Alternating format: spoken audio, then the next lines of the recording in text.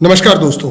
जब आप बिजनेस कर रहे हैं तो आपके कस्टमर्स आपको चेक्स भेजते हैं जिसे आप सिस्टम में फाइनेंस मॉड्यूल में रिसीट वाउचर से एंटर कर सकते हैं। तो आपको जब भी कोई चेक या पेमेंट आए तो आप वाउचर्स में जाएं, रिसीट वाउचर में ऐड न्यू करें। ऐड न्यू करने पे पेमेंट टाइप सेलेक्ट करें कि ये बैंक पेमेंट है या कैश पेमेंट है। बैंक पेमेंट मैंने सेलेक्ट की। वाउचर की डेट ऑटोमेटिक सेट होकर आ जाती है। अगर आप इसे बैक डेटेड करना चाहें तो आप कर सकते हैं। पेमेंट मोड मैं अभी चेक सेलेक्ट करता हूं। चेक सेलेक्ट करने के बाद टाइप अगेंस्ट बिल या ऑन अकाउंट। यदि आपको कस्टमर बिल के डिटेल्स देते हैं पेमेंट करते समय तो वो अगेंस्ट बिल हो जाएगा।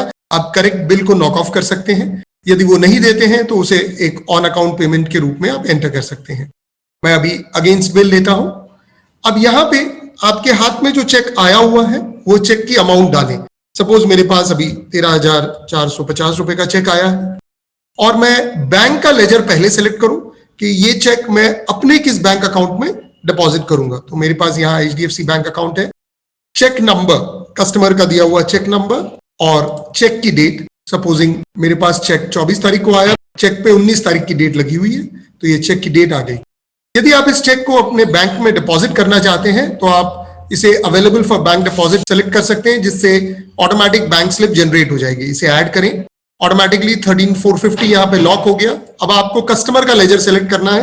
मैं कस्टमर का लेजर यहाँ सेलेक्ट करता हूं और यहाँ प्रोसीड दबाने पे मुझे कस्टमर के सारे आउटस्टैंडिंग बिल्स दिखाई देंगे। इसके अलावा कस्टमर की कोई पुरानी ऑन अकाउंट पेमेंट हो तो वो भी आपको यहाँ दिखाई देगी। अब कस्टमर के जो बिल्स हैं जो अभी तक पेड नहीं है वो डेट वाइज यानी कि ageing wise oldest to newest arrange होती है। अब मैंने यहां पहला बिल सेलेक्ट किया, इसमें 370 रुपीज एडजस्ट हो गए। सेकंड बिल जो 53 का है उसमें 13,080 रुपीज एडजस्ट हो गए हैं। तीसरा बिल मैं सेलेक्ट नहीं कर पाता हूं, ये लॉक कर देता है सिस्टम। टोटल 13,450 एडजस्ट हो गया है। मैं इसे ऐड टू ग्रिड कर रहा हूं तो यहां देखें HDFC bank 13,450, bill number 12,021 and 4, इसमें बाकी अमाउंट एडजस्ट हो गया है। अगर मुझे कस्टमर को मेल भेजना हो तो मैं यहाँ सेंड मेल के ऊपर क्लिक करता हूँ। कस्टमर की मेल आईडी आ जाती है और कस्टमर को ईमेल चला जाता है।